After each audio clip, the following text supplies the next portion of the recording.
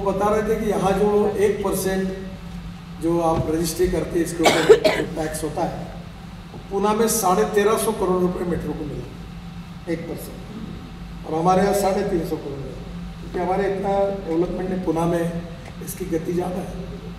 तो कहीं ना कहीं इनोवेटिव मॉडल्स जिसमें कॉस्ट ऑफ कंस्ट्रक्शन को कम करने के लिए बहुत कुछ किया जा सकता है। राइट साइड में पैन कर। प्रॉब्लम ये है कि जो ट्रेडिशनल सिस्टम है उसमें सक्सेस स्टोरी हो रही है, इन्वेस्टमेंट पे अच्छे रिटर्न मिल रहे हैं, तो आप लोग ज़्यादा रिसर्च भी नहीं कर रहे और बदलने के लिए तैयार भी नहीं है। जो है वो चलो ठोकते रहो, फटाफट फ्लैट बेचो, नंबर 1 में इतना, नंबर 2 में इतना, काम हुआ है, धंधा अच्छा चल रहा है। अब ये जब तक आप कॉस्ट ऑफ कंस्ट्रक्शन को कम करने के लिए, मैं क्रेडाई जैसे ऑर्गेनाइजेशन को बताऊंगा कि IIT के साथ, इंजीनियरिंग कॉलेज के साथ आप बैठिए। मेरा एक बहुत बड़ा सपना था कि मैं 5 लाख रुपए में 500 स्क्वायर फुट का घर बना।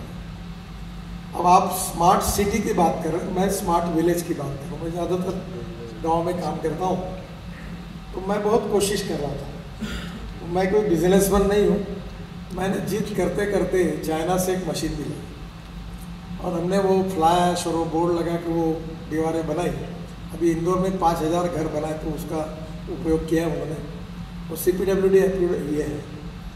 तो मैंने अपना खुद का घर खेत पे 3 मंजिले उसमें बनाया, तो वो उसी की स्लैब बनाई है, उसी की दीवारें बनाई है, बहुत अच्छा बना। अब मैं स्मार्ट विलेज बनाना चाहता हूँ। और मैं आपको बताता हूँ, आप पुना छोड़ो, आपको पता नहीं आप गन्ने वालों के पास कितना पैसा है। गाँवों में अभी कोल्हापुर, सांगली, सातारा 25 लाख, 30 लाख, 40 लाख का एक प्रॉफिट कमाने वाले किसान हैं।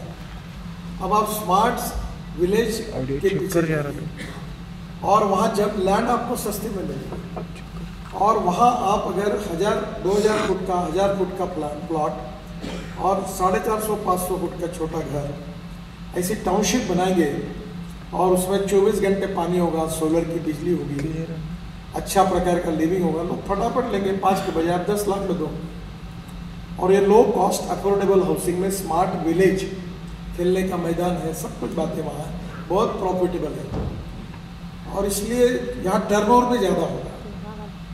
जहाँ आपको एक फ्लैट बड़ा अच्छा बेचने के लिए जितनी समय लगेगा, उससे कई गुना ज़्यादा आपको क्लाइंटेज मिलेगा। और इसलिए मैं अभी शांतिलाल जी को कह रहा था कि देखिए, दिल्ली की नई दिल्ली बनी, मुंबई की नई मुंबई बनी, पर पुना का नया पुना नहीं बना। जो आता वो यही घुसता है। अब तो कितने लोग घुसाओगे? अब चंद्रकांत पाटिल का हृदय बहुत विशाल है। पुना का पोल्यूशन कितना है, पुना का ट्रैफिक जाम कितना है। और मुझे ऐसा लगता था जब मुंबई में 55 फ्लाईओवर्स बने, तब मुझे लगा कि ट्रैफिक जाम कम होगा, कम होने के बजाय बढ़ गया, क्योंकि और गाड़ी आई।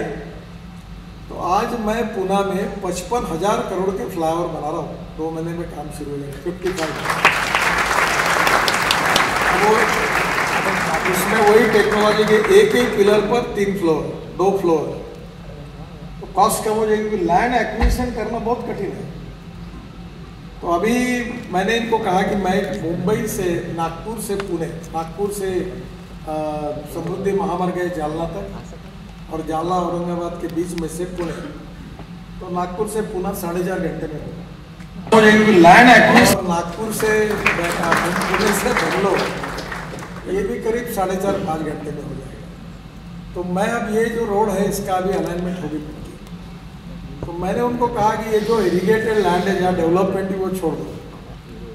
तो पुणे के रिंग रोड से ये जो रोड शुरू होता है, ये 2 घंटे में पुणे से औरंगाबाद जाएगा। तो आप ये रोड के आजू बाजू में जमीन है वो इरिगेटेड कब है, नॉन इरिगेटेड है। अभी ये जो बंगलोर वाला जाएगा वो फल्टन के तरफ से जाएगा, तो वहाँ इरिगेटेड लैंड नहीं है।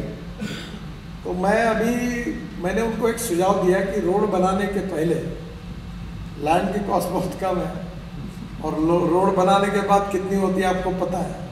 तो मैं अभी ऐसा कुछ मॉडल तैयार कर रहा हूँ कि मैं एक्सेस दूंगा, क्योंकि हमारा एक्सेस कंट्रोल है रोड, तो मैं एक्सेस दूंगा, आप हमसे पार्टनरशिप करिए, आप लैंड एक्विजिशन के पैसे दीजिए, और डेवलप करने के बाद कितना % प्रॉफिट हमारा जो नंबर 1 में मिलेगा उसमें कितना हमारा कितना तुम्हारा।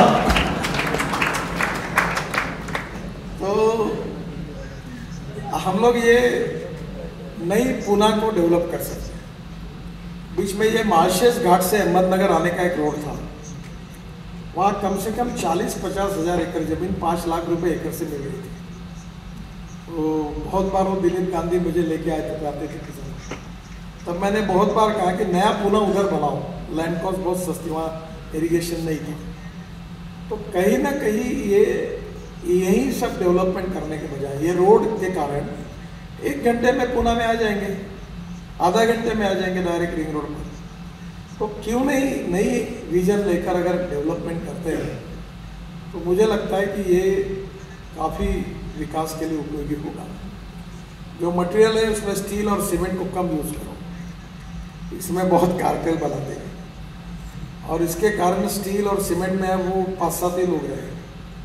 तो नेचुरली क्या होता है कि इसके अल्टरनेटिव मटेरियल जब तक आप तैयार नहीं करोगे तो ये कीमतें बढ़ाते जाएंगे, और जब अल्टरनेटिव 50 रहेंगे तो कंपटीशन होगी। तो स्वाभाविक रूप से टेक्नोलॉजी में, और प्रीकास्ट की बात अभी मैंने की, आपको जैसे ये 10-20 अच्छे बिल्डर इकट्ठा आएंगे और 10% इक्विटी एक जन लेगा और अपना प्रीकास्ट का प्लान, अभी एक सूरत के गुजरात में एक जापानी कंपनी का प्रीकास्ट का प्लान है, इतना बढ़िया काम होता है, और एक बार प्रीकास्ट में कॉस्टिंग कम होगा। एक ही चीज़ के अगर हज़ारों पार्ट अगर आप स्पेसिफिक बनाते जाएंगे तो सस्ते में होगा।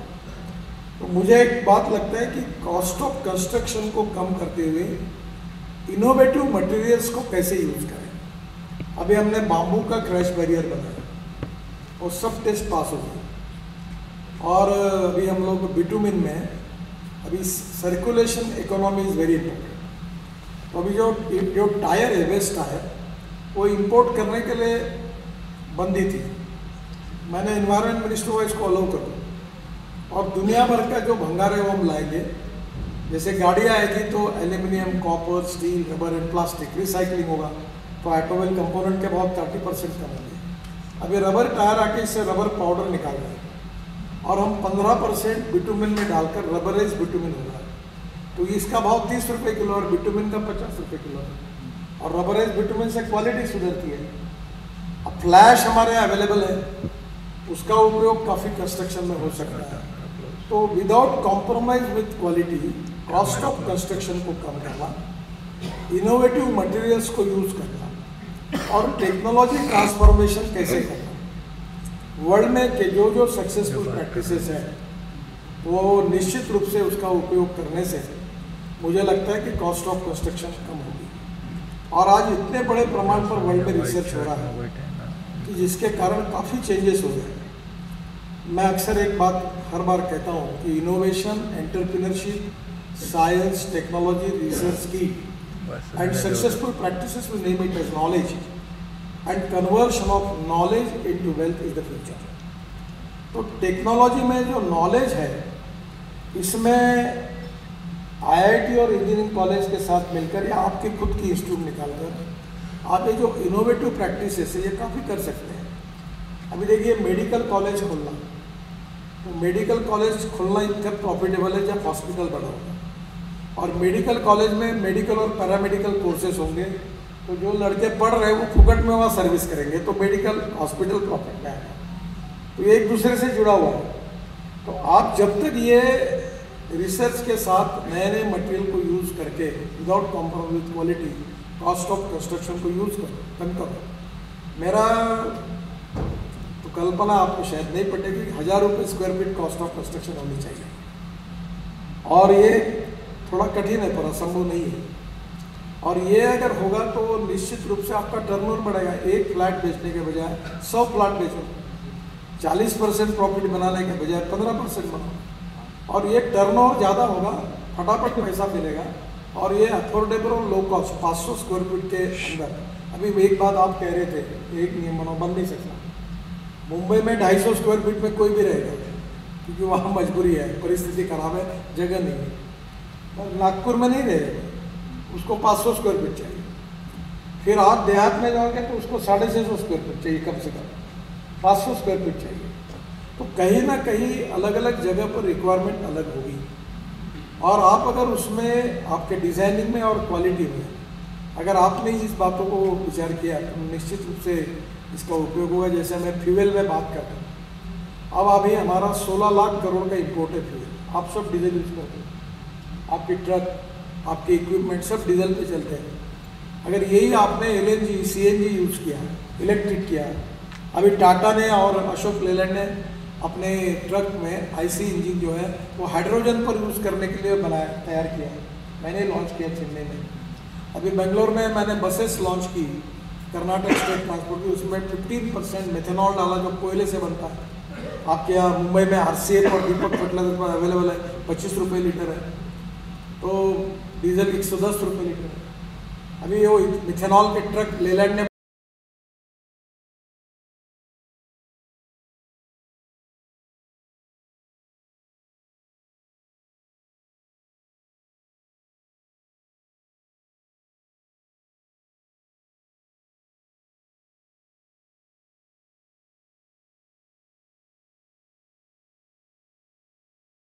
अभी जो नए एक मुझे मिले सेक्टर हिंदुस्तान में, उनका बोले मैं नंबर 1 पर, वो सबसे ज़्यादा लैंड खरीद रहे। तो मैंने उनको कहा आप लैंड कहाँ खरीद रहे हैं? बोले आप क्या रोड बनाते हो वहाँ पे लैंड खरीद रहे। मुझे आजकल बहुत लोग आते हैं, आप लोग तो होशियार हो पर हमारे नेता भी बहुत होशियार हैं, वो भी आते हैं, गडकरी साहब अलाइनमेंट बताओ कहाँ से जा रहे हैं। थोड़ा शिफ्ट, वो बिल्डर जैसे होशियार बने वैसे नेता भी बन गए, वो भी चाहते हैं कि आजू बाजू में कहाँ लैंड में। कभी मैंने द्वारका एक्सप्रेस हाईवे बनाया, एक दिन मैं मुंबई से दिल्ली से मुंबई आ रहा था, तो विस्तारा फ्लाइट में था, तो एक यंग 35-40 साल के होंगे मेरे पास आए, कोट वगैरह पहना था, काम और मेरे एकदम पैर से, तो बोला ये क्या कर रहे हैं? बोला आपको पता नहीं, आप मेरे लिए भगवान हो। बोला मैंने क्या किया? बोले ये द्वारका एक्सप्रेस हाईवे के आजू बाजू में मेरी 350 एकड़ ज़मीन है, मैंने 4 प्रोजेक्ट शुरू किए थे, बंद पड़ गए, दिवाला पिट चुका, NCLT में एप्लीकेशन हो गई। तो बोले आपने जैसा रोड बनाया, मेरे पूरे फ्लैट बेचे गए, मैं 5000 करोड़ प्रॉफिट में हूँ और मेरा दिन अच्छे आ गए, इसलिए आप मेरे लिए भगवान है, मैं आपके पैर छू। तो द्वारका एक्सप्रेस हाईवे के आजू बाजू में ही कम से कम 5-7 लाख फ्लैट बन रहे हैं। तो नेचुरली रोड जहाँ बनते हैं उसमें लॉजिस्टिक पार्क और ये जैसे टाउनशिप, स्मार्ट सिटीज़ ये बन रही है। दूसरी और एक बात है कि आप थोड़ा डाइवर्सिफिकेशन करिए। सबसे ज़्यादा पोटेंशियल वायबिलिटी अभी टूरिज्म में है। अभी हम 260 रोप वे, केबल कार और फेनिकुलर रेलवे बना रहे हैं और ये इसमें काफ़ी कमाई है। फिर लॉजिस्टिक पार्क में अच्छी है।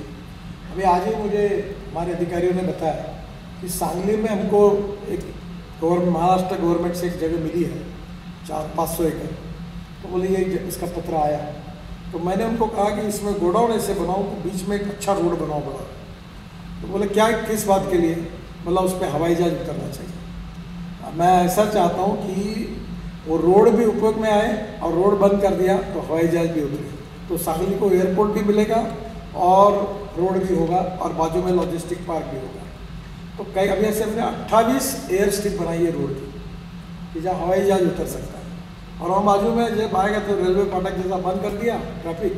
अब मैं भी उतरा हूँ राजस्थान में, बहुत बड़े विमान में बैठकर हम उतरे, वहाँ हम चले गए, रोड चालू हो गया। फिर हमारा कार्यक्रम खत्म हुआ, हम उड़ने के ऊपर रोड बंद हो गया, हम उड़ गए। तो ऐसे बहुत सी इनोवेटिव आइडियाज़ हैं कि जिसके कारण आपको इन्वेस्टमेंट में अच्छे रिटर्न्स मिलेंगे। मैं ये नहीं पूछूंगा कि आपका internal rate of return IRR कितना है। मुझे एक मेरे मित्र ने कहा कि आप बहुत अच्छा काम करें, 3 सवाल कभी मत पूछना। बोले हमारी प्रॉफिट ऑफ मार्जिन कितनी है कभी नहीं पूछना, अखबार वालों को उसका सर्कुलेशन नहीं पूछना और फिल्म अभिनेत्री को उसकी उम्र नहीं पूछना। ये बात याद रखना, ये सीक्रेट्स होते हैं। तो मेरा आपको इतना ही कहना है कि इंटरनल रेट ऑफ रिटर्न जो रियल इस्टेट में है थोड़ा सा डाइवर्सिफाई करिए। मैं आपको एक बात बता दूँ, रोड कंस्ट्रक्शन में जो आए वो ज़्यादा खुश है।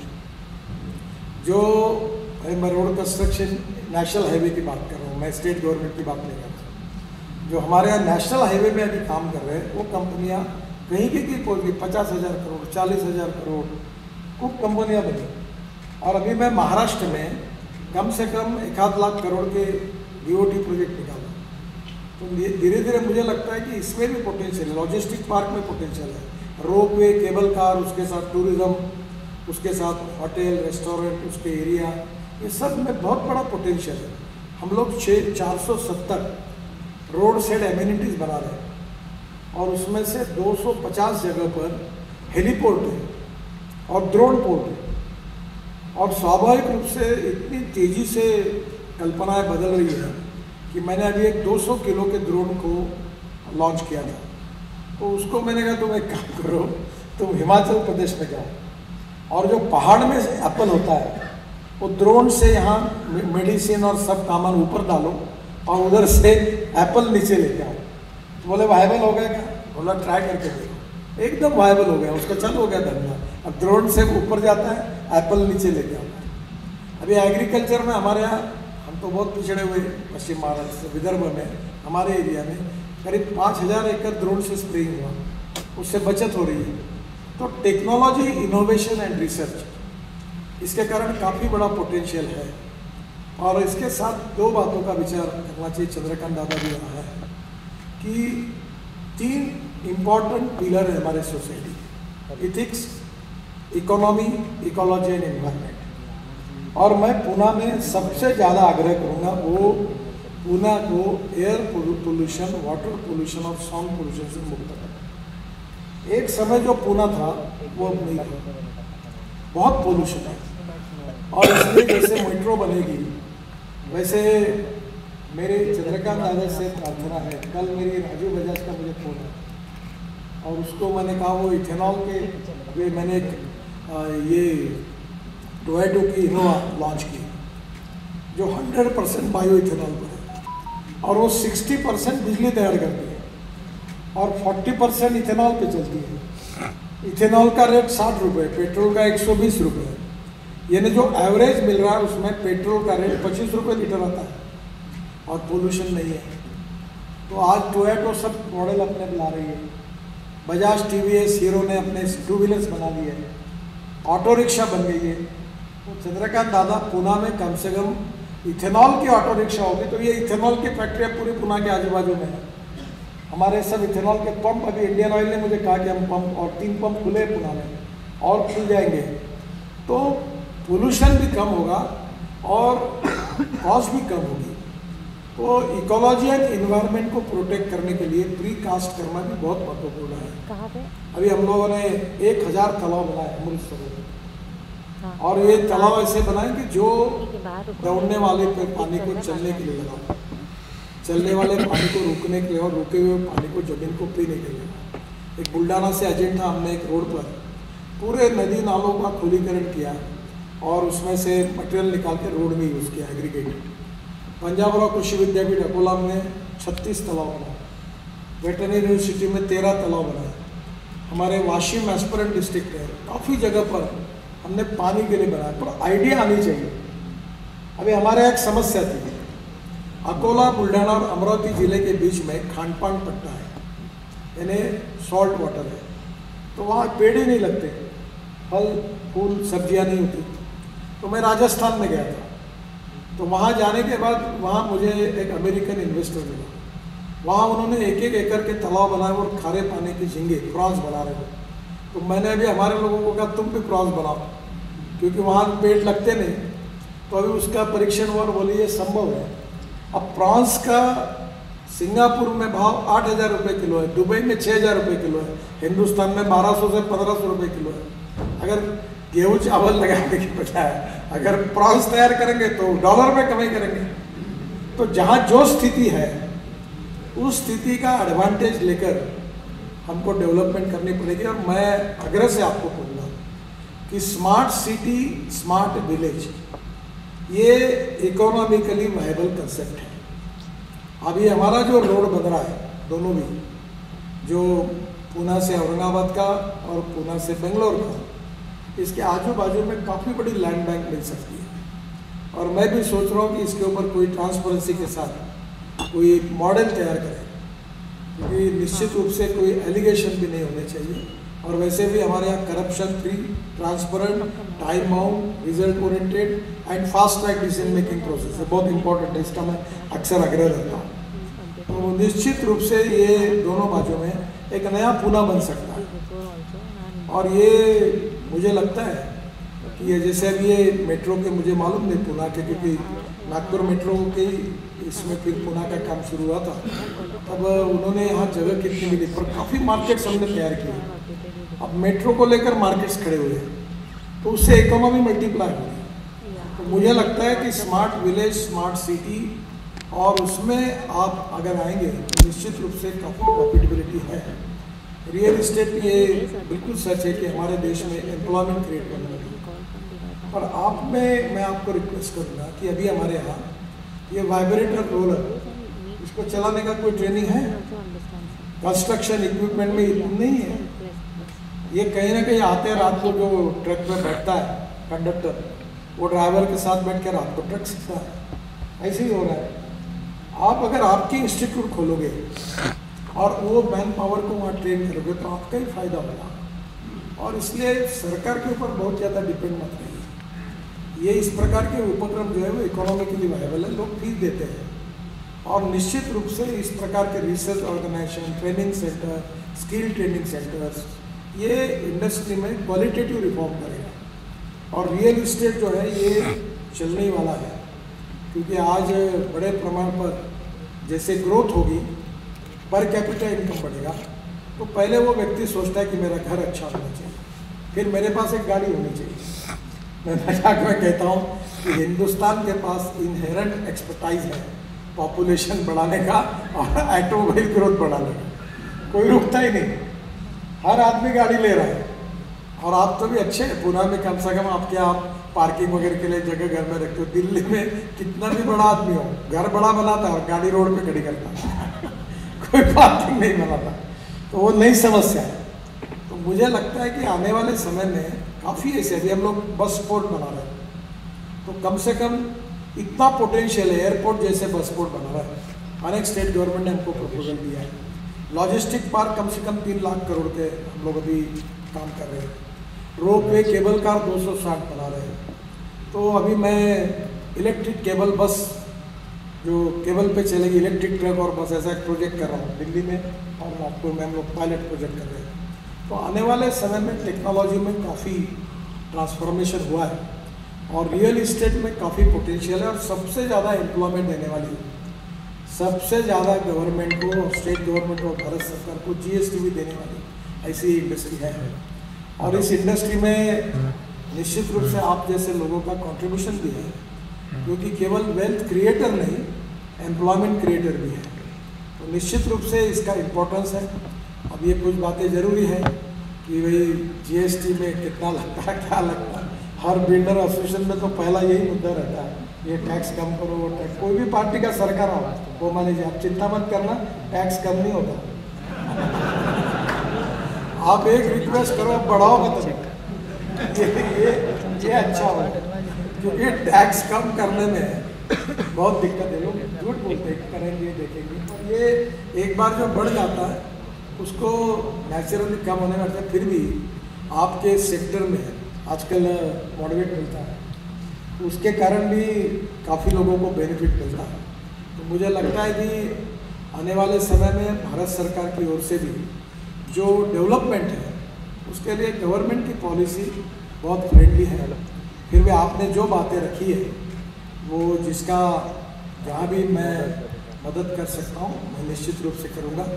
और आने वाले समय में ये हमारे जो रोड्स बन रहे हैं उसके बाजू में अगर आप कोई डेवलपमेंट में अगर आपकी रुचि होगी तो निश्चित रूप से आपसे सलाह लेकर हम एक्सेस देंगे रोड से, और वहाँ नई parallel smart cities, smart villages, smart logistic parks, industrial clusters हम जरूर बना सकते हैं, IT पार्क्स बना सकते हैं।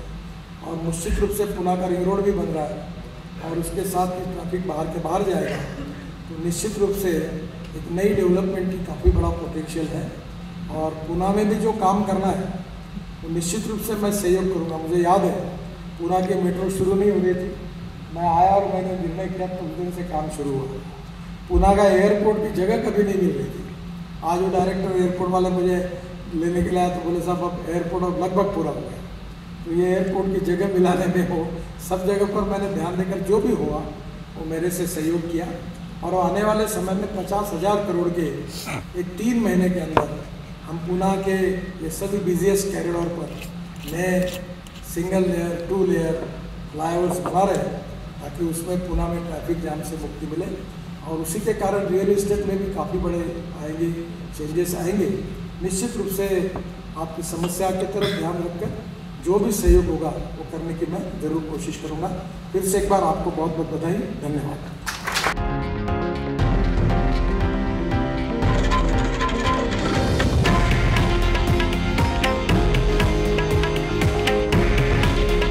हे आहे देशातील नंबर 1 न्यूज नेटवर्क आणि आपण पाहत आहात TV9 मराठी। काळजी तुमची, हित महाराष्ट्राचं।